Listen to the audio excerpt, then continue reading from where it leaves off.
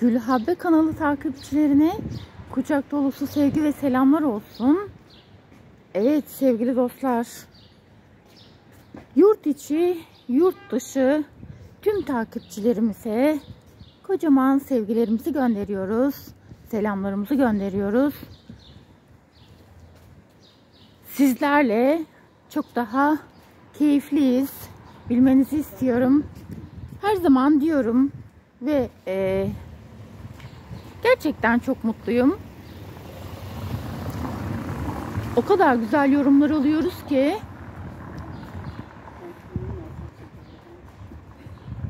her yorumlarınızı okuduğumda bir daha mutlu oluyorum. Ne kadar güzel insanlar bizi izliyor diyorum. Çünkü özde olan sözde olur. Özünüz o kadar güzel ki bu güzellik sözlerinize yansıyor. Bunu biliyorum. O yüzden tüm o güzel yorumlarınızdan ne kadar güzel insanlar olduğunuzu çok iyi biliyorum. O yüzden de mutluyum ki sizin gibi güzel insanlar tarafından videolarımız izleniyor. O anlamda videolarımız bir kat daha kıymetlenmiş oluyor. Evet, biz neredeyiz? Biz geldik Gaziemir pazarına. Arabayı biraz geride park ettik, ancak park yeri bulduk. Yürüye yürüye pazara geldik. Bugün çarşamba. Bir takipçimiz bize Gaziemir pazarına da gelir misiniz demiş. Kendisi sağ olsun bizi bilgilendirdi. Çarşamba günü büyük pazar oluyor dedi. Biz de o bağlamda hemen çarşamba günü düştük yollara. Bakalım burada daha hangi günler pazar oluyor, onu da öğreneceğiz. Evet, sizlere keyifli seyirler, bizlere de iyi çekimler olsun. Hadi bakalım çekimi başlatalım. Evet, şöyle dışarıda kıyafetler var. İncik boncuk her şey var. Pazarın dışarısı bu. Şimdi şöyle yukarıya doğru çıkacağız. Pazar burada. Buradaki pazara da biz de ilk defa geleceğiz. Gireceğiz içeriye. Yani ilk defa geldik bu pazara diyelim. Takipçimizin önerisiyle. Evet, şimdi şöyle merdivenden yukarı çıkacağız. Sebze meyve pazarını şöyle bir gezeceğiz. Evet. Şöyle.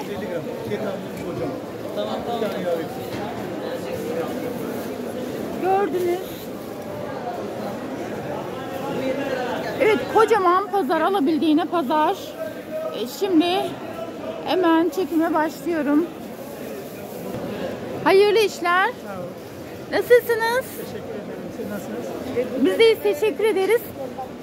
Şimdi tezgahınızı çekmek için izin istiyorum. Efendim? İzin var değil mi?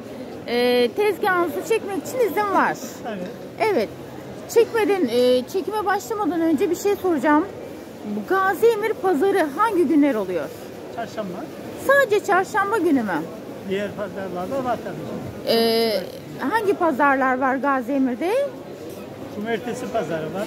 Bir de pazar günü olan pazar var.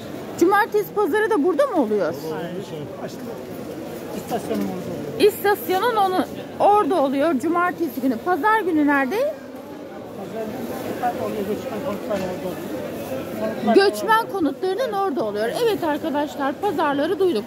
Şimdi çok teşekkür ederiz öncelikle bu bilgilendirme için.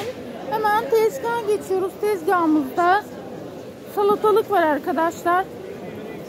Salatalığın kilosu 60 lira. Evet, gayet güzel. Farklı fiyat olan da var mı? Evet arkadaşlar, bir de aynı tezgahta biraz daha iri oldukları için kalite aynı. Bunlar küçük olduğu için 60 lira. Bunlar da biraz daha iri oldukları için 50 lira. Peki, hayırlı işler, bol kazançlar diliyorum. Hoşça kalın. Hayırlı işler. Nasılsınız? Sağ olun, siz nasılsınız, iyi misiniz? Teşekkür ederiz. Tezgahınızı çekmemize izin veriyorsunuz. Tabii, ne demek? Peki, çok teşekkür ederim. Nereden başlıyor? Baştan başlayabilirsiniz. En baştan itibaren size ait. Nereye kadar gidiyoruz? Havuca kadar gidiyoruz. Evet. Hemen brokoliden başlıyorum değil mi? Brokoliden itibaren sizin. Peki. Evet arkadaşlar. Brokolimiz var. Oldukça taze. Ne var burada? Şifalı filiz brokoli demiş. Evet. Şöyle 30 lira kilosu. Evet, karnabahar var arkadaşlar. Şöyle karnabaharın tanesi 30 lira. Peki burada yazıyor. Tanesi ne kadarmış? 40 lira tanesi. Evet. Şunun tanesi 40 lira arkadaşlar. Yaktım brokolinin üstüne diyebilirim. Fiyatı görmek için. 40 lira. Evet. Şu ne kadar? 30 lira. Bu da 30 lira. Boyutlarına göre. Evet. Turplar var. Şurada 2 çeşit turp var. Kilosu 35 lira. Evet. Şu cinsi var. Şu cinsi var. Teşekkür ederim. Kamerası çok güzel. Çok teşekkür ederim. Çekeyim mi sizi de?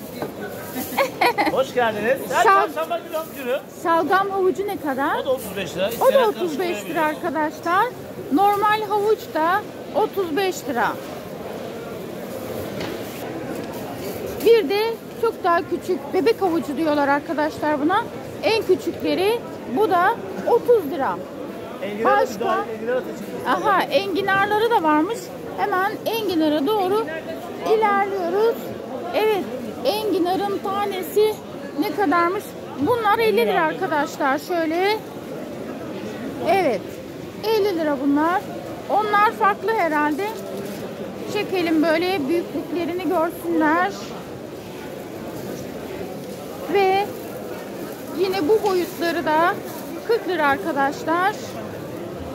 Boyutuna göre fiyatlandırılıyor arkadaşlar. Ve şurada bir grubu var. Şöyle şunlar 3 tanesi 100 lira.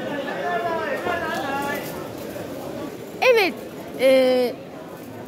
enginarları satan kardeşimiz bize ait dediler. Biz de çektik ama zaten ayrı gayrı yok diyorlar, öyle mi? Bu enginarlar benim kendi malım. He. Kendi ürettiğim mal. Menderes Ataköy'ün malı. Ataköy'de yetiştirip burada satıyorsunuz. Evet, aynen. Çok güzel. Birinci elden üretim satım. Evet. Çok güzel. Çok teşekkür ederiz bu arada. teşekkür ederim. Hayırlı Sağ işler, olun. bol kazançlar olsun. Çok teşekkür ederim. Hayırlı işler, bol İyi günler, kazançlar olsun. güle güle. Hoşçakalın. Sağ olun. Ve arkadaşlar meyve tezgahındayız. Alabildiğine meyve çok güzel. Evet. Buradan formalite çekim iznini almadık. Normalde almıştık. Kamera önündeki formalitesi oluyor her zaman. Evet. Nardan başlıyoruz tezgaha. Nar 50 lira arkadaşlar. Evet. Yeşil elma. Yeşil elma 50 lira. Evet, narı çekin dediler. Şöyle, tabii ki bunu fark edememişim. Şurada 2 tane açmışlar. İçini de çekin görsünler. Narımız çok güzel dediler. Hemen çektik biz de. Ne var burada? Yine elma var. Elma 50 lira. 2 çeşit elma gördük. İkisi de 50 lira. Portakal ne kadar? Portakal 40 lira arkadaşlar. Ayva var tezgahımızda. Ayva da 50 lira. Ve armut var arkadaşlar tezgahta. Armut 60 lira. Ve burada yine elma çeşitleri görüyoruz. Buranın kilosu 40 lira. Kivi var tezgahımızda. Kivinin kilosu 100 lira. Evet. Mandalinaların ikisi de aynı mı fiyatları? Evet, aynı. Aynı. Şöyle durdum ortada arkadaşlar. 2 çeşit mandalina var. Her ikisinin de kilosu 40 lira. Konya şekerleri Konya. Konya Ve şekerleri Konya. çilek var. Çileğin kilosu 70 lira. Yarıma 70. Ha, yarımını okumuyorum. 70 okuyorum. 140 liraymış arkadaşlar. Yarım yazıyor. Şöyle göstereyim. Siz de görün. Ben direkt 70'e baktım. Greyfurt 35 lira. Peki kum kart ne kadar? Kilosu 100 lira. Evet, kum kartın kilosu 100 lira. Ananas ne? Güzel abla. Peki ananas ne kadar? Tane 120. Tanesi 120 lira. Evet. Ve avokado var arkadaşlar. Tanesi 50 lira. Güldüm, unutmuştum adını da. Ablama sordum öyle. Arada böyle unutuyorum bazı meyvelerin adını.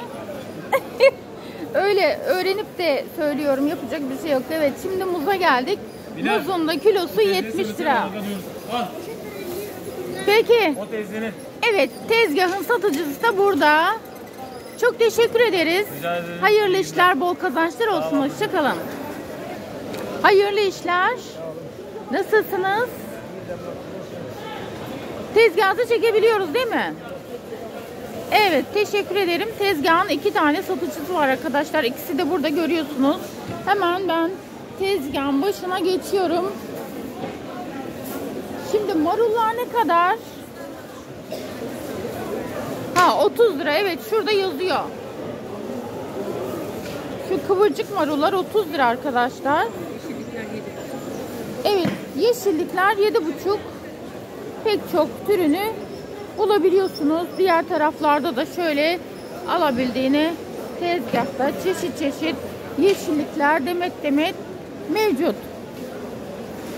Taze soğan ne kadar? Taze soğanın demeti 30 lira arkadaşlar. Turp ne kadar? 30. Turp ve havuç da mı aynı? Evet. Turp ve havuç 30 lira arkadaşlar. 20 mi? Evet, Arap saçının şu gördüğünüz demeti 20 lira arkadaşlar. Evet. Karadeniz lahanası değil mi bu? 25 mi? Evet, 25 lira. Şöyle demetini göstereyim istiyorum. Bu gördüğünüz demet 25 lira. Peki taze sarımsak ne kadar? 30. Taze sarımsağın demeti 30 lira. Mor lahana ne kadar? 50 lira. Evet, mor lahana boyutuna göre değişiyor biliyoruz. Bu gördüğümüz boyut 50 lira. Değil mi? Doğru söyledim. Evet. 50 lira. Evet. Başka da bir şey yok herhalde. Peki. Çok teşekkür ederim. Hayırlı işler, bol kazançlar olsun. Hoşça kalın. Hayırlı işler. Nasılsınız? Elhamdülillah, sizler nasılsınız? Bizler deyiz. Çok teşekkür ederiz. Güler yüzünüz daim olsun diyelim. Tezgahınızı çekelim mi? Peki, çok teşekkür ederim. Evet, hemen havuçtan başlıyoruz. Sizin mi burası? Evet. Heh. Şuradan başlayalım o zaman. Mor lahanamız var tezgahımızda arkadaşlar.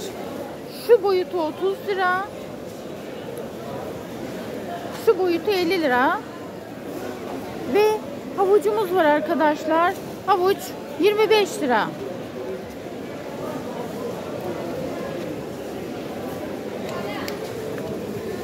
Ve mor, evet, şalgam havucu denilen ya da bazı yerlerde mor havuç diye geçen havuç cinsi de 30 lira arkadaşlar. Ve turplarımız var. 3 çeşit turp var burada. Kırmızı turpumuz, siyah turp ve şalgam turpu. 3 turp, üçünün de kilosu 30 lira. Değil mi? Kilosu. Evet. Ve pancar var. Pancarın kilosu 25 lira. Çok teşekkür ederim. Hayırlı işler, bol kazançlar olsun. Hoşça kalın. Hayırlı işler. Sağ olun. Nasılsınız? Teşekkür ederim. Siz nasılsınız? Teşekkür ederim. Ben de iyiyim. Gerçek dediniz, hemen koşa koşa geldim. Hemen tezgaha yöneliyorum. Evet, buyurun. Ve amca yiyen mi duruyoruz? Evet, amca yiyen burada tezgahta duruyorlar. Her iki satıcıyı da çektik. Gördünüz. Hemen tezgaha yönelelim. Evet, üçüncü bir satıcı daha var. Kardeş. Tezgahta. O da kardeş oluyor değil mi? Evet. Evet. Varlığınız daim olsun diyelim. Hemen tezgaha yöneliyorum. Evet, tezgahımızda portakal var arkadaşlar. Portakalın kilosu 35.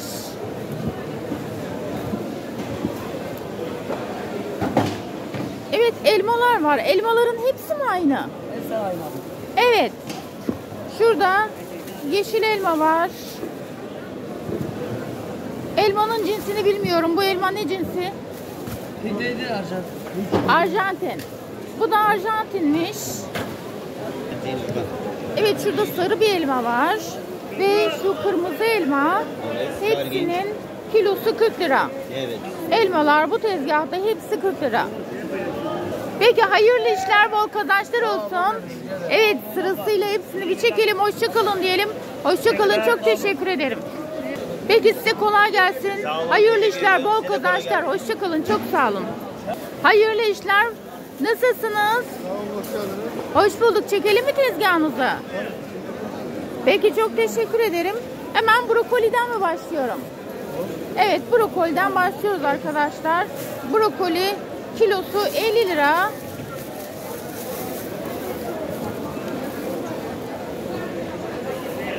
Evet, pırasamız var tezgahımızda. Evet, pırasa 40 lira. Pancarımız var tezgahımızda. Şöyle. Evet. Pancar 30 lira. Evet, pancar 30 lira. Kerevizimiz var tezgahımızda ayrıca. Kereviz 40 lira. Evet, karnabaharlar var tezgahta. Şu gördüğünüz karnabaharlar tanesi 40 lira. Ha, bal kabağını görmemişim. Bal kabağı soyulmuş, doğranmış. Ne kadar? 30 lira kilosu arkadaşlar. Ha, pırasayı söyledik zaten, 40 lira. Ve lahana var arkadaşlar. Kocaman lahanalar. Şöyle. Kilosu, pardon, tanesi 50 lira. Peki, hayırlı işler, bol kazançlar diliyorum. Hoşça kalın. Hayırlı işler. Nasılsınız? Sağ ol, teşekkür ederim. Çekelim mi tezgahımızı? Çok teşekkür ederim. Evet, tezgahımızda patates, soğan var. Evet, patates var. Hemen patatese bakıyoruz. Kilosu 20 lira.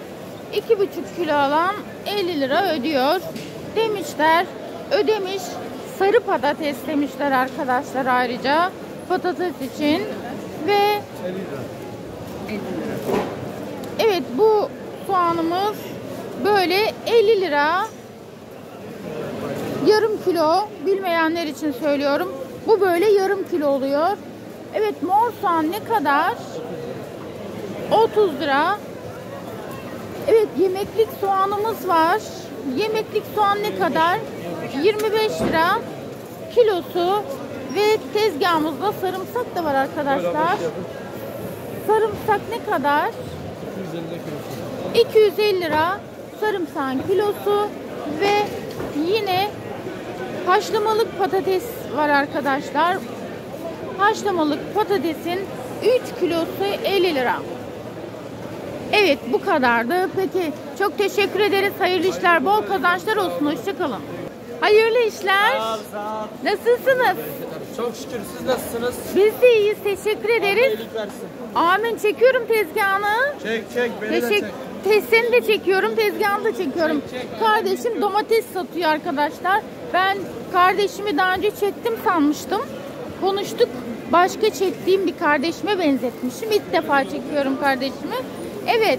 Tezgahımızda domates çeşitleri var. Bu domates 15 lira kilosu. Evet, ayrıca salkım domates 40 lira kilosu. Şöyle. Şöyle bunu ekleyelim abla daha gelmiyor. Evet, şurada şu domates 20 lira. Ver abla biraz ya. Ver bakayım birader. Abi hemen. Alem ne? Alem yiğit görsün diyorum çek. Ha ha. Beni çek de alem yiğit görsün diyor. Helal olsun. Güler yüzün yeter ablacığım. Ne yapalım Peki. ya ben? İş Çok güç uğraşıyoruz. Allah bol kazanç versin. Peki hayırlı işler, bol kazançlar sana. Hoşça kal. Hayırlı işler. Nasılsınız? Teşekkür ederim. Tezgahınızı çekeceğim. İzin var değil mi? Efendim? İzin var değil mi? Tabii. Tamam. Baba oğul mu çalışıyoruz? Evet. Çok benziyorsunuz babanıza. Babası hemen şurada arkadaşlar. Baba oğul tezgahta birlikte çalışıyorlar. Hemen tezgaha yöneliyoruz. Evet, istiridye mantar diyoruz değil mi buna? Evet. Evet, doğru söylüyorum. Kilosu 200 arkadaşlar. Bu istiridye mantarının. Evet. Abla sen nerede yayınlıyorsun bunları? Evet, kültür mantarı var tezgahımızda. Kültür mantarının kilosu 140. Yine kültür mantarı arkadaşlar. Bunun da kilosu 120. Ve bakla var tezgahımızda. Menemen sakız baklası demiş. Baklanın kilosu 80. Brüksel lahanası var tezgahımızda ayrıca. Evet, kilosu 60 lira. Brokoli var. Çok taze görünüyor. Brokolinin kilosu 50 lira. Karnabahar ne kadar? Karnabahar da 50'ymiş arkadaşlar. Karnabaharın tanesi 50. Brokolinin kilosu 50. Öyle. Karıştırmadan söyleyelim. Pırasa var. Evet, şurada 3-4 tane. Şurada daha çok olanı çekeyim. Pırasanın kilosu 40 lira. Evet, kerevizi atladık. Kereviz ne kadar? Ha, o da 40. Evet arkadaşlar, gördük. 40 lira. Ve ıspanağımız var tezgahımızda. O da 30 lira. Menemen'de gelmiş olduğunu anlıyoruz bu yazıdan. Peki, çok teşekkür ediyoruz. Hayırlı işler, bol kazançlar olsun. Hoşça kalın. Hayırlı işler. Nasılsınız? Çekeyim mi tezgahı? Çekiyorum. Nereden nereye? Tezgahımız. Domatesler hepsi benim. Domateslerin hepsi sizin. Hemen salkım domateslerden başlıyorum. Çok güzel görünüyorlar. Ne kadar? 50 lira. Evet, salkım domatesler 50 lira. Evet, burada bunlar da tarla domatesiymiş arkadaşlar. Bunların da kilosu 50 lira. Çeri domateslerimiz ne kadar? Çeri 80. Çeri 80 lira. Ve ayrıca Pembe domates 50 lira. pembe domatesler var şurada arkadaşlar. O da 50 lira. Peki, çok teşekkür ederim. Hayırlı işler, bol kazançlar olsun. Hoşçakalın. Hayırlı işler. Nasılsınız? Sağ olun, siz nasılsınız? Biz deyiz, teşekkür ederiz. Tezgahınızı çekebiliyoruz değil mi? Aynen. Çok teşekkür ederim. Evet, hemen tezgaha yöneliyorum. Muzdan başlıyoruz. Muz var arkadaşlar tezgahımızda. Muzun kilosu 65 lira. Evet, ay bir an yerliyi yarım gibi okudum. Yanlış söyledim sandım. Evet, kilosu 65 lira. Evet, bazen yarım yazıyor. Ben onu okumuyorum. Direkt kilo gibi söylüyorum. Ondan dikkat etmeye çalışıyorum. Evet. Burada mandalina var arkadaşlar. Mandalina'nın 3 kilosu 100 lira. Ha, çekirdeksizmiş bu arkadaşlar. Evet. Hemen çileğe geldik. Çilek ne kadar? Çilek ne kadar? 150. Çileğin kilosu 150 arkadaşlar. Ve kivi. Evet. Böyle açıldı mı hemen içini çekiyorum. Ve kivinin kilosu 80 lira. Ne var? Ayva var. Tezgahımızda ekmek ayvası demiş arkadaşlar. 40 lira. Çekirdeksiz mandalin burada. Ve burada iki çeşit elma var. İki çeşit elmanın ikisi de 40 lira. Sizin bu tezgahtasınız. Çekeyim mi size de? Evet, nar var arkadaşlar. Narın içine hemen çekelim. Kesilmiş. Şöyle içini görelim. 50 lira kilosu. Tabii ki. Ve tezgahımızda armut var arkadaşlar. Armutun kilosu 50 lira. Ve finike bal gibi portakal demiş arkadaşlar. Portakalın 3 kilosu 100 lira. Ha, bitti. Evet. Peki hayırlı işler, bol kazançlar diliyorum. Hoşça kalın. Çok sağ olun. Hayırlı işler. Hoş bulduk. Nasılsınız? Biz de iyiyiz. Bu pazarı da ayrıca sevdim. Herkes çağırıyor gelecek diye. Çok keyifliyim. Çok teşekkür ederim hepinize. Evet, güzel yüreğiniz her daim var olsun. Hemen tezgaha yöneliyorum. Yeşillik satıyorlar arkadaşlar. Şöyle alabildiğine yeşillik. Şöyle bir de çekeceğim önce. Şöyle detaylıca görün. Şimdi hemen başa geçiyorum. Ne var?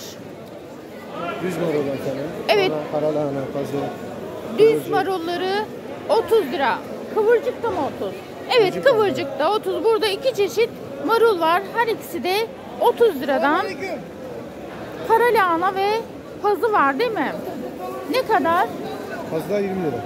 Pazıların şu gördüğünüz kocaman demeti 20 lira. Karalahana ne kadar? O da aynı arkadaşlar fiyatları. Ve yeşillikler ne kadar? Yeşillikler tane 7,5, 3 tane 20 lira. Evet. Tanesi 7,5. Alabildiğine yeşillik ne ararsanız var arkadaşlar. Tanesi 7,5. Ama 3 tane aldığınızda 20 liraya verip gidiyorsunuz. Gördüğünüz gibi alabildiğine yeşillik her türünü buradan temin edebiliyorsunuz. Ayrıca taze soğanımız var. Taze soğan ne kadar demeti? Demeti 30 lira. Demeti 30 lira. Başka, evet, mor lahanamız var. O ne kadar? Bu da 50 lira. Peki var mı? Ha, küçüğü de var değil mi? Küçüğü ne kadar? Bu da 30 lira. Evet, böyle boy boy fiyatına göre, küçüklüğüne göre fiyat değişiyor. Diğer satıcısı da tezgahın burada, onu da görelim. Sarnıç pazar yerinde de denk geldik biz sizinle abla. Çektim mi sizi? Ha, Sarnıç pazarında çek. Ürünlerimiz olduğu için bir tek daha uygun fiyatlara satıyoruz. Anladım. Ha, biz sizden alışveriş yapmıştık. Hatırladım şimdi. Diyorum kardeşimi hatırlıyor gibiyim ama acaba dedim. Tamam, teşekkür ederim. Sarnıç pazarında çekmişim arkadaşlar. Sarnıç pazarındaki çekimde kardeşlerim varmış. Evet, hatırladım ama emin olamadım. Peki, çok teşekkür ederim. Hayırlı işler, bol kazançlar olsun. Hoşçakalın. Hayırlı işler. Nasılsınız? Biz de teşekkür ederiz. Bugün hep burada tanıdıkları görüyoruz yine. Torbalı pazarından tanışıyoruz. Kardeşimiz de arkadaşlar, Torbalı pazarını çekenler tanıyacaktır kardeşimizi de. Hemen tezgaha yöneliyorum. Evet, tezgahımızda hemen bal kabakları var değil mi? Bal kabakları, evet, hazır. Soyulmuş, doğranmış, pişmeye hazır. Kilosu 35 lira. Ama soyulmamışların da kilosu 25 lira. Başka nelerimiz var? Ayvamız var, Selçuk ayvası. Evet, Selçuk'tan mı? Selçuk'tan. Evet, bu ayvalar Selçuk'tan geliyorlar. Kilosu 40 lira. Ve kestanemiz var. Kestanenin kilosu 220 lira. Kocaman kocaman. Ha, bu da Ödemiş Bozdağ'dan. Bu da Ödemiş Bozdağ'dan. Hepsi birbirine hemşeri aslında. Evet, ceviz. Ne kadar ceviz? Cevizin kilosu 150. Ayrıca kabak çekirdeği. Bunlar sadece kurumuş mu? Kurumuş. Sadece Prostoda çok iyi geliyor. neye iyi geliyor? Prostoda, büyüklerde prostoda çok iyi gelir. Hah. Çocuklarda bağırsak kurduğuna iyi gelir. Kavurmadan, pişirmeden bu şekilde yiyebilirsiniz. Bu şekilde yenildiğinde bu söylediklerinize çok iyi geliyor diyorsun. Peki çok teşekkür ederiz verdiğiniz bilgi için. Evet, bu böylece 180 lira arkadaşlar kilosu. Başka yok herhalde değil mi? Peki çok teşekkür ederim. Hayırlı işler, bol kazançlar olsun. Hoşça kalın. Hayırlı işler. Nasılsınız? Biz de teşekkür ederiz. Tezgahınızı çekiyoruz değil mi? İzin var. Peki çok teşekkür ederim. Hemen brokoliden başlıyorum. Brokoliden itibaren başlıyormuş tezgah. Evet, brokolinin kilosu 50 lira. Ve bakla var tezgahımızda. Baklanın kilosu 80 lira. Şöyle bir de yakından çekelim.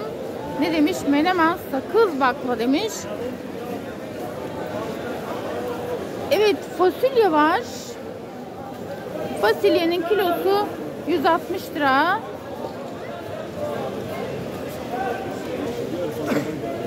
Ve evet, Brüksel lahanası.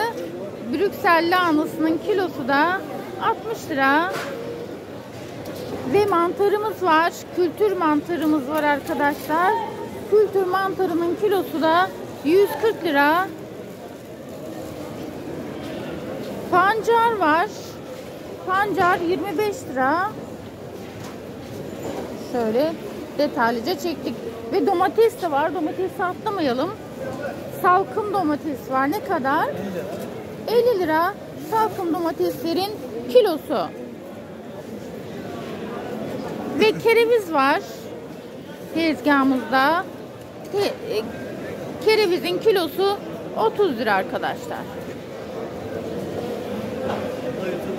Pırasamız var.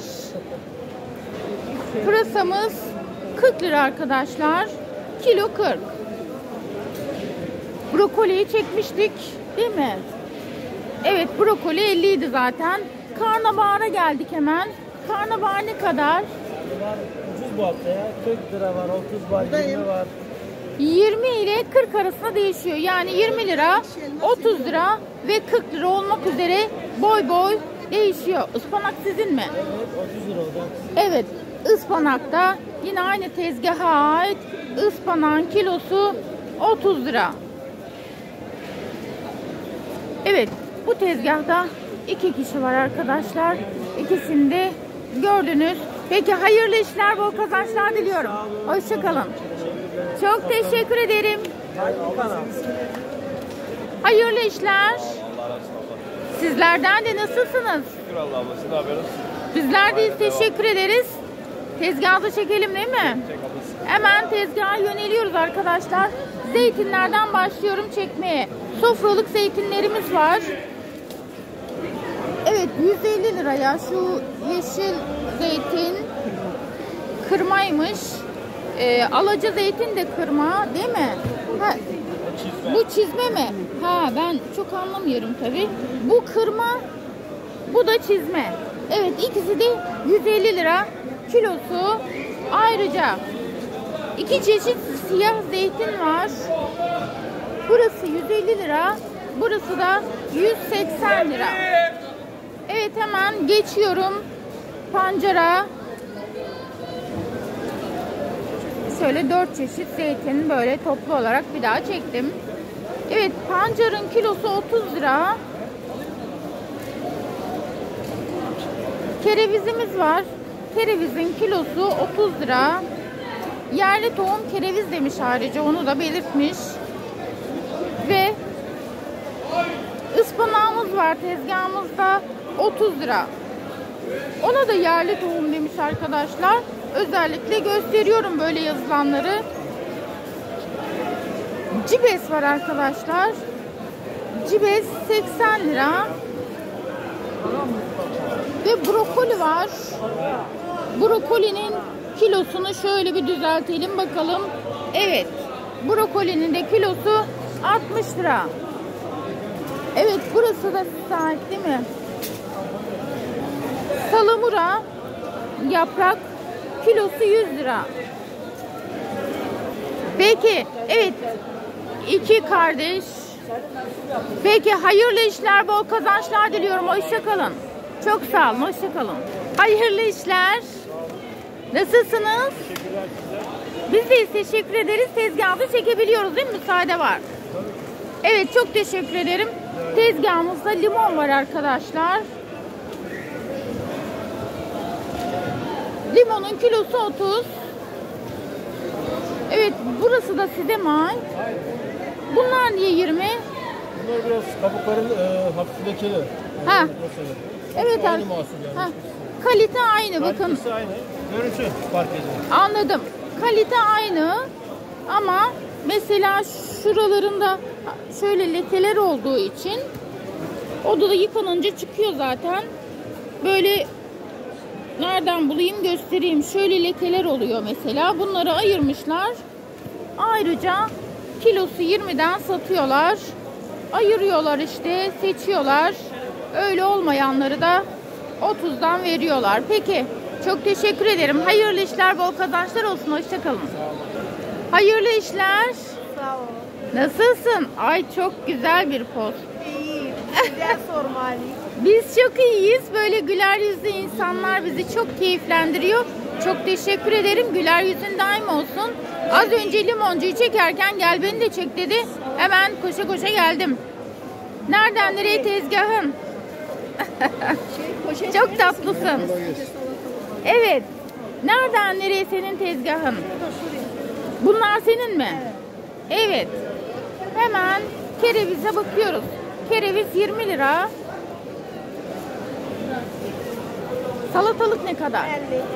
50 lira salatalık ve salkım domates mi bu? Salkım domates değil mi? Evet. Ha. Salkım domates 25 lira. 2 çeşit kabak var arkadaşlar tezgahımızda. 50 lira. Dolmalık biber 50 lira. Evet, şu kırmızı biberler 60 lira. Patlıcan var 70 lira. Bu biber ne kadar? Ha, o biber de 70. Peki diğeri ne kadar? Şu. Evet. Şu biberde gördüğünüz 80 lira. Evet. Peki, çok teşekkür ederiz. Hayırlı işler, bol kazançlar diliyorum. Hoşça kalın. Hayırlı işler. Hoş bulduk. Nasılsınız? İyiyim, siz nasılsınız? Biz de iyiyiz. Hatay'dan sonra bir daha görüşemedik değil mi? Keyifli zamanlar diliyoruz. Evet arkadaşlar, Hatay videosunu izlediyseniz kardeşimizi hatırlayacaksınızdır. Hatay videosunda mevcut. Tezgahınızı tekrar çekiyorum. İsim var değil mi? Evet. Peki, teşekkür ederim. Şuradan başlıyor değil mi? Hemen başlıyorum. Evet, tezgahımızda kereviz var arkadaşlar. Kereviz 40 lira. Ve pırasamız var. Pırasa da 40 lira. Evet, tazecik brokolimiz var. Brokoliler 60 lira. Ve havuç var arkadaşlar. Havuç 25 lira. Evet, bu kadar herhalde. Tamam. Peki, çok teşekkür ederiz. Hayırlı işler, bol kazançlar olsun. Hoşça kalın. Hayırlı işler. Nasılsınız? Biz de teşekkür ederiz. Çekelim mi size? Nereden sizin? Neresi? Hangisi? Öyle mi? Allah kolaylık versin inşallah. İnşallah hepsini satıp gidersiniz. Hangileri sizin? Şurası sizin mi? Ha, değil. Tamam, o zaman şöyle yapıyoruz. Turpotu var arkadaşlar tezgahımızda. Turpotunun kilosu 40 lira. Bunlar karışık otlar değil mi? Acı radikal. Acı radikaymış arkadaşlar bunlar. Ne kadar kilosu? 80 lira. Acı radikanın kilosu da 80 lira. Hemen önümüzde ne var? Bal kabağı soyulmuş, doğranmış. Ne kadar? 30 lira. Kilosu 30 lira. Evet. ısırgan otu var arkadaşlar. Demeti ne kadar? Demeti, pardon sesim gitti. Demeti 20 lira. Karışık ot. Ha, burası karışık ot. Her türlü ot var burada. Çeşit çeşit. Ne kadar? 50 lira kilosu. Ayrıca ne var? Salamura. Salamura yaprağımız var. Ne kadar? 120. 120 lira salamura yaprak. Ve bu ne? Evet.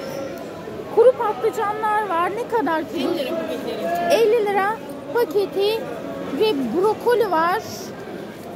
Brokolinin kilosu 50 lira. Yumurtayı satıyor muyuz? Evet. Köy yumurtasıymış arkadaşlar. Tanesi 7 lira. Tanesi 7 lira.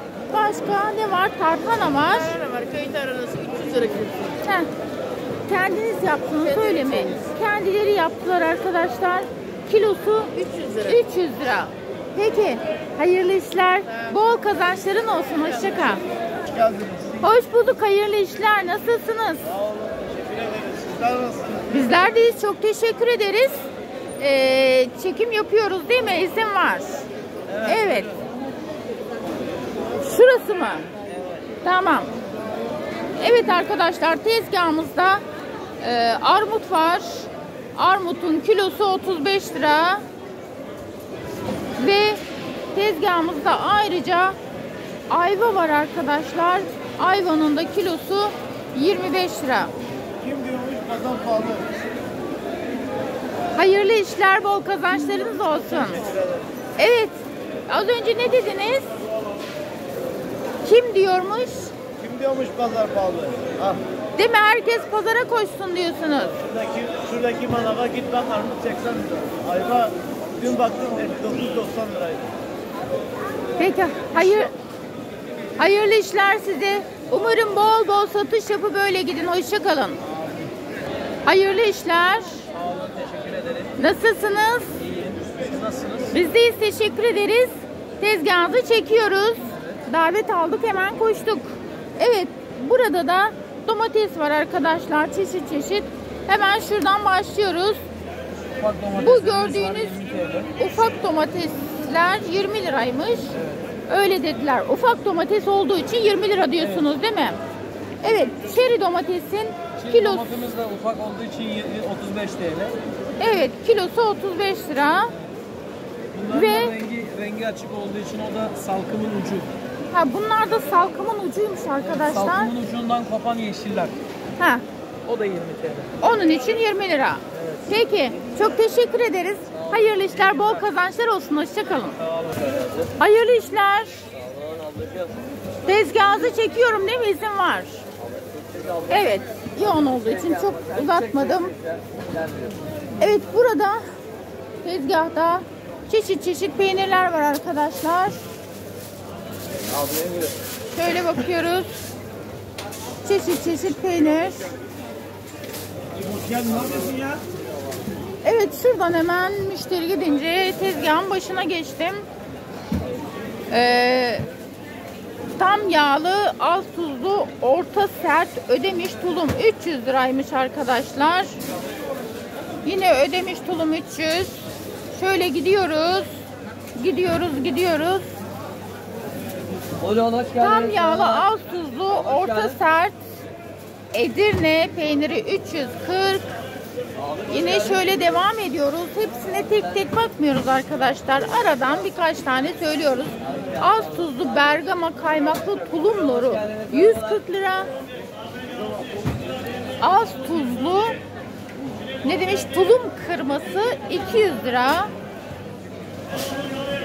Ödemiş kaşar loru 140. Evet.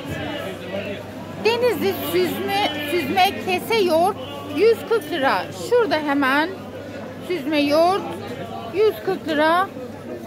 Bu da Aydın süzmesi kese yoğurt 130 lira. Ve ödemiş çökeleği 60 lira. Evet, böyle çeşitli ve çeçil peyniri 280 lira. Ve helvalar ne kadar? Helva 240. Helva 240. Her ikisi de mi? Hayır, fıstıklı 340. Ha, fıstıklı 340. Peki, çok teşekkür ederiz. Hayırlı işler, bol kazançlar olsun. Hoşça kalın. Evet arkadaşlar, yumurta tezgahından iznimizi aldık. Peki, hayırlı işler. Nasılsınız? Evet, yoğun oldukları için hemen tezgaha geçiyorum. Şurada 100 liradan başlayalım. 15 tanesi şu yumurtaların 15 tanesi 100 lira. Evet, şu grubun 15 tanesi 90 lira. Evet, burada da 15 tanesi 100 liralık ayrı bir grup var. Gezen tavuk yumurtası demiş. Şuradaki grup arkadaşlar 15 tanesi 80 lira. Evet, şu grubunda 15 tanesi 75 lira. Ve şurada 15 tanesi 70 lira olan var. Evet, yani burada bu tezgahta 15 tanesi 70 ile 100 arasında değişen yumurtalar mevcut. Peki, hayırlı işler, bol kazançlar diliyorum. Hoşça kalın. Hayırlı işler, nasılsınız? Teşekkür ederiz. Siz nasılsınız? Biz de iyi, teşekkür ederiz. Çekelim mi sizi? Çekebilirsiniz. Çok teşekkür ederim. Evet, burada da çeşit çeşit peynirler var arkadaşlar. Peynirlerimiz hepsi kampanyada. Hepsi promosyonda. Fiyatlar düşük. Biz kampanyalı peynirler satıyoruz diyorlar. Evet. Neymiş? Parça tulum 150 lira. 280 liralık çile eski tulum 220 lira. Aldım hemen bunu. Buyurun. Evet, şöyle bu hangisi oluyor? Çanakkale ezini. Çanakkale ezine. Ne kadar bunun fiyatı? Efendim bunun 380 liradan 300 liraya düştü. 380 liradan 300 liraya düşmüş. Evet. Bergama tulumlarımız var kampanyada. Ezinelerimiz var. Hepsi kampanyada. Ürünlerimiz. Evet, çok lezzetli. Ama çok tuzlu değil.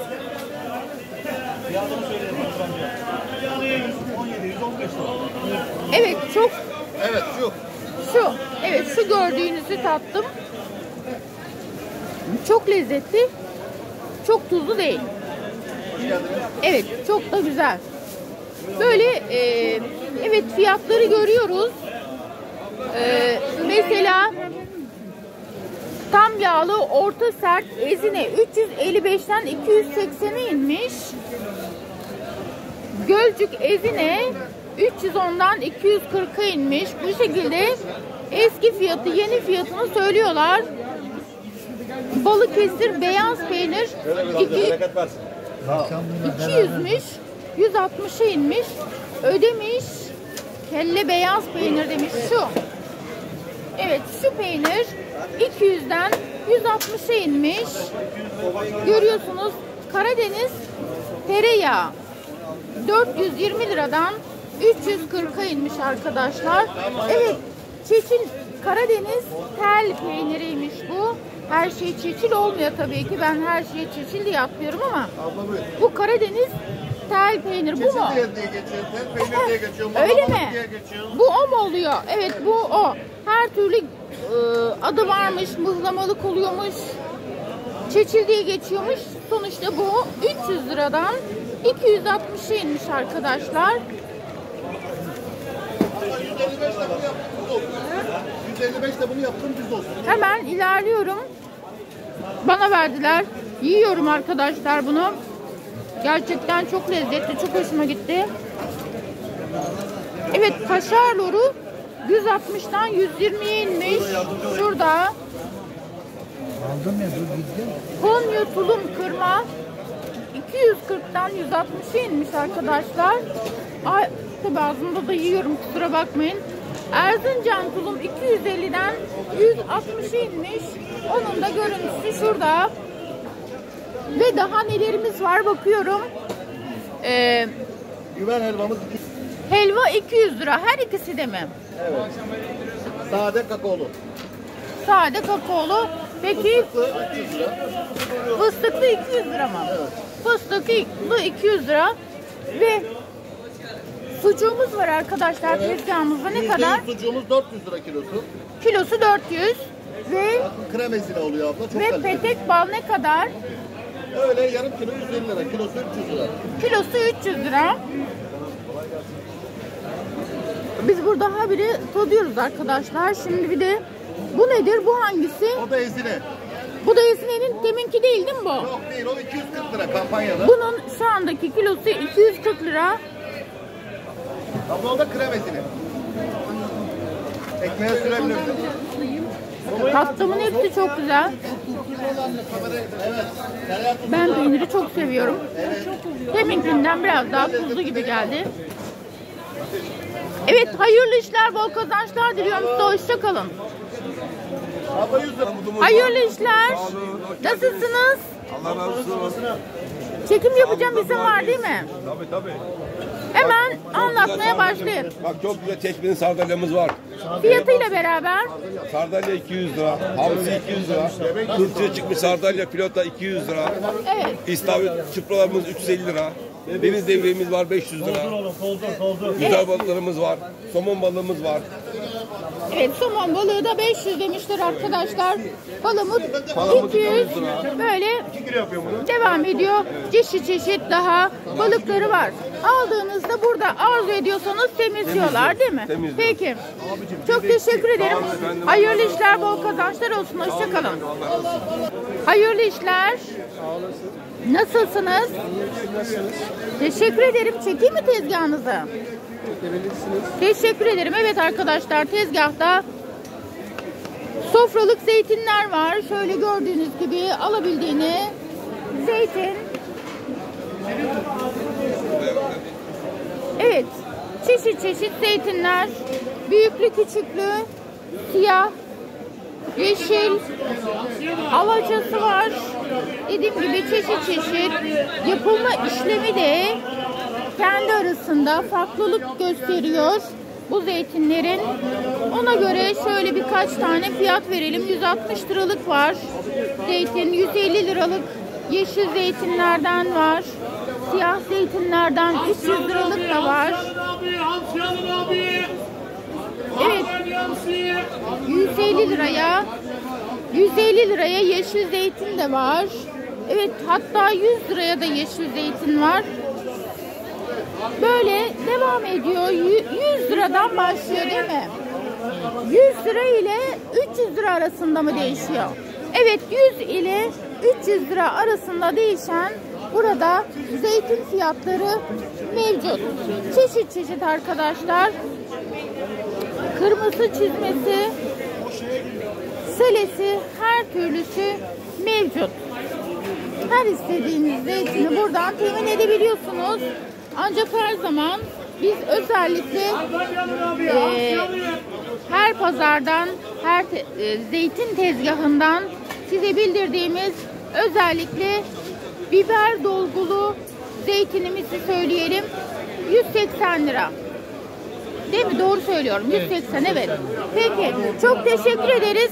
Hayırlı işler, bol kazançlar olsun. Hoşçakalın. Hayırlı işler. Nasılsınız? Allah şükür. Allah iyilik versin. Tezgahını çekeceğim. Müsaade var değil mi? Müsaade var. Evet, tezgahımız çerez tezgahı arkadaşlar. Pek çok çeşit tür çerez mevcut. Evet, hemen şöyle yöneliyoruz. Tezgahımızda kabuklu ceviz var, 120 lira. Yine kabuklu ceviz 150 lira.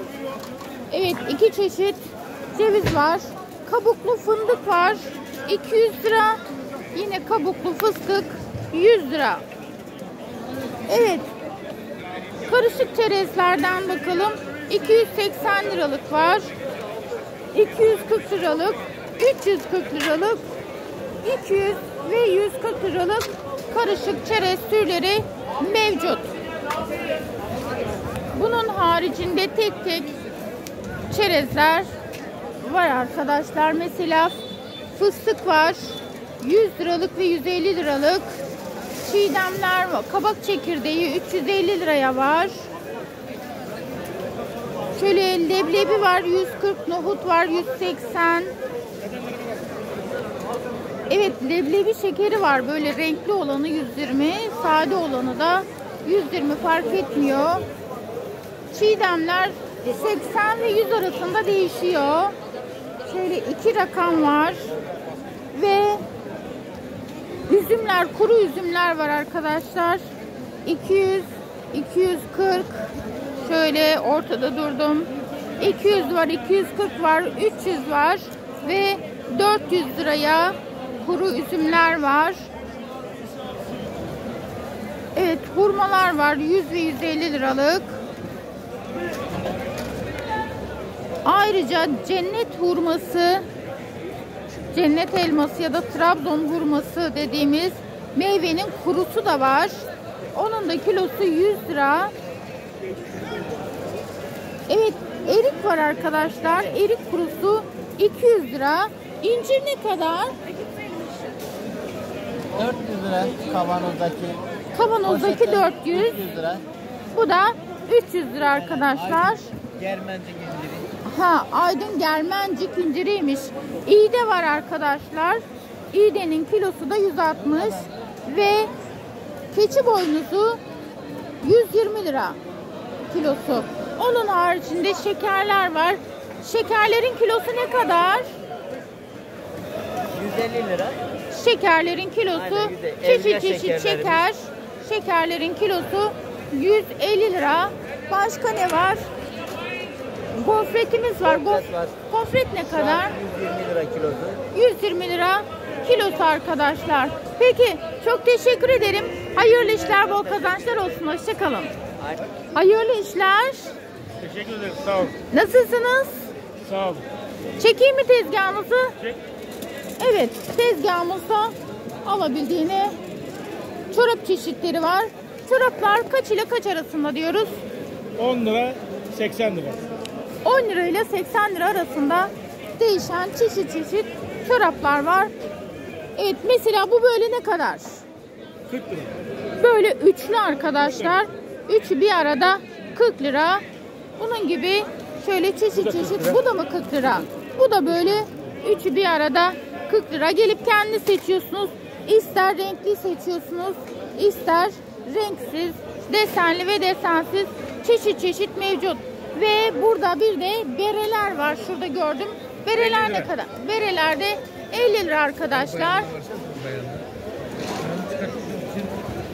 Evet, böyle çeşitli çorap ve bere çeşitleri mevcut. Peki, çok teşekkür ederim. Hayırlı işler, bol kazançlar olsun. Hoşçakalın. Sağ olun. Hayırlı işler. Teşekkürler, hoş geldiniz. Hoş bulduk. Nasılsınız? Teşekkür ederim. Sizler nasılsınız? Biz deyiz, teşekkür ederiz. Tezgahımızı çekelim değil mi? Tabii ki de. Buyurun. İzin var. Evet. Tezgahımızda öncelikle gözümüze çarpan süt. Jersey sütü ve Holstein inek sütüm var. Nedir bu? Jersey inek ırkı koyun sütü gibi yağlı bir sütü oluyor ve yoğurdu koyu tutuyor. Yoğurdu sütle Jersey'in bir tık farklı oluyor normal ineklere göre. Ne kadar o zaman? Litresi 45 lira Jersey sütünün, normal sütümün de 35 lira. Ha, normal süt de mi var? Holstein Ha, normal sütün litresi 35. 35. Bununki de 45 lira. Tezgahta böyle mevcut. Evet, ballar ne kadar? Balların kilosu 300 lira. Kilo 300 lira arkadaşlar. Ballarda. Evet, ekmek var ne kadar? Ekmek 10 ekmek ağırlığında. 10 ekmek ağırlığında, evet. 100 lira. 10 tane Ekşi ekmek. maya. Evet, ekşi maya ekmekmiş arkadaşlar. 10 ekmek bedeli 100 lira değil mi? Evet. 100 lirayı alıp gidiyorsunuz. Şöyle çekeyim uzaktan. Daha net görünsün. Evet. Sirke mi bu? Kekik suyu. Kekik suyu. Ha. Kekik suyu ne kadar? Litresi 150. Litresi 150 lira. Ve tarhana görüyorum. Evet. Evet, tarhana ne kadar? Kilosu 400 lira. O da 21 gün bekletilen ekşi mayalanan tarhana. Ha. O da bekletilmiş, evet. Hemen yine bala geçiyoruz. Karakovan balları. Karakovan. Karakovan balıymış arkadaşlar. Kilosu 500 lira. Böyle de alabilirsiniz. Tabii böyle de arzu ediyorsanız alabilirsiniz. Hatta böyle yuvarlak değil de şu şekilde de var. Aynı mı fiyatlar hepsi? Onlar 400. Bunlar 400 liraymış arkadaşlar. Bu düz olanlar 400 lira. Burada da var düz olanlar. Bir de böyle yuvarlaklar. Yuvarlaklar 500. Evet, ayrıca ne var tezgahımızda? Adaçayı var. Adaçayının demeti ne kadar? 50 lira. 50 lira. Peki, çok teşekkür ederim. Hayırlı işler, bol kazançlar olsun. Hoşçakalın. Hayırlı işler. Nasılsınız? Teşekkür ederim. Tezgahı çekebiliyoruz değil mi? İzin aldık. Tezgahı çekebiliyoruz. İzin aldık. Evet. Nereden nereye sizin? Hurmalardan. Evet. Hurmalar var arkadaşlar. Çeşit çeşit. Çok çeşitli hurma var. Hurmalar 80 ile 350 arasında mı? Evet. 80 ile 350 arasında çeşit çeşit hurmalar mevcut. Evet, üzüm kurusu 180 lira arkadaşlar tezgahta ve kayısı kurusu ne kadar? 200 lira. Evet. Makarnalar var, açık makarnalar çeşit çeşit. Ne kadar kilosu açık makarna? 35 lira. Ve pirinç çeşitleri var. Pirinç çeşitleri de 50 ile 80 arasında değişiyor. Doğru söylüyorum değil mi? 50 ile şöyle gördüğünüz gibi çeşit çeşit 50, 60, 70, 75, 80 gibi gidiyor. Evet, bulgurlara bakıyoruz. Bulgurlar 30 ve 40 arasında değişiyor. Evet, yeşil mercimek 80, kırmızı mercimek 70 lira. Nohutlar var arkadaşlar 100 ve 120 olmak üzere. Evet, börülce 100 lira. Fasulyeler var. Fasulye çok çeşitli arkadaşlar. Şöyle alabildiğine fasulye 80 ile 140 arasında mı 200 arasında değişen gördüğünüz gibi çok çeşit fasulyeler var. Ve barbunya var. İçeriye giremeyeceğim. Şöyle göstereyim. Şurada gördünüz. 120 lira. Evet. Tezgah bu şekilde. Ayrıca neleri var? Baharat çeşitleri var. Şöyle paketlenmiş. Paket. Mesela şöyle göstereyim. 30 liralık paketler var burada. Siz hangi pakette tercih ediyorsanız ona göre de fiyat ödüyorsunuz tabii ki. Peki, hayırlı işler, bol kazançlar, hoşça kalın. Çok teşekkür ederim. Hayırlı işler. Eyvallah, hoş geldiniz. Hoş bulduk. Nasılsınız? İyiyiz, sağ olun, teşekkür ederiz. Tezgahı çekelim mi? İsim var değil mi? Evet, çekin buyurun. Evet arkadaşlar, hemen pazarın şu girişinde görüyorsunuz. Başörtüleri satıyorlar. Çeşit çeşit örtüler, eşarplar satılıyor. Örtüler ne kadar? Evet, şuralarda da var.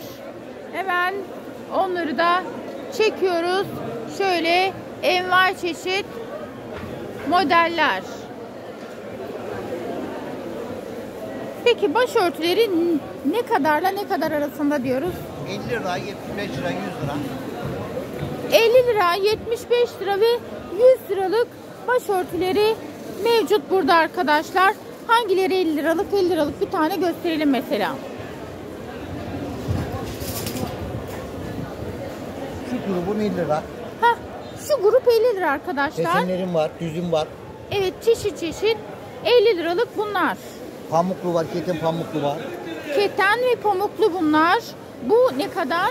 100 lira. Bunlar 100 lira arkadaşlar bu grup. 50 liralık tekrar ketenim var.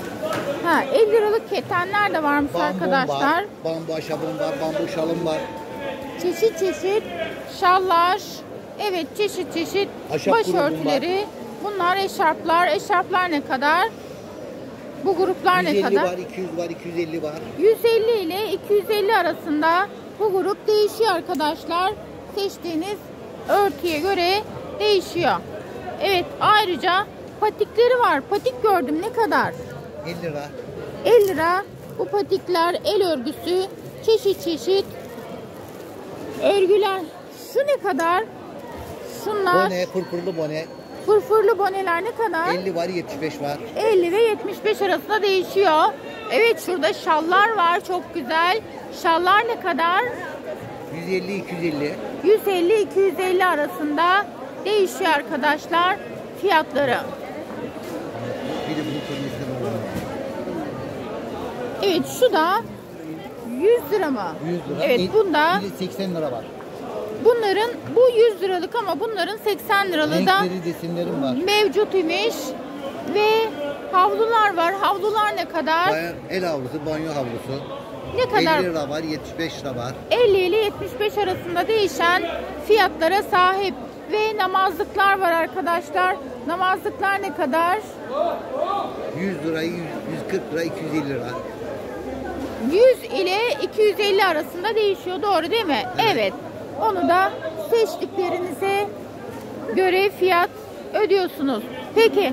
Çok teşekkür ederim. Hayırlı işler, bol kazançlar olsun. Hoşça kalın.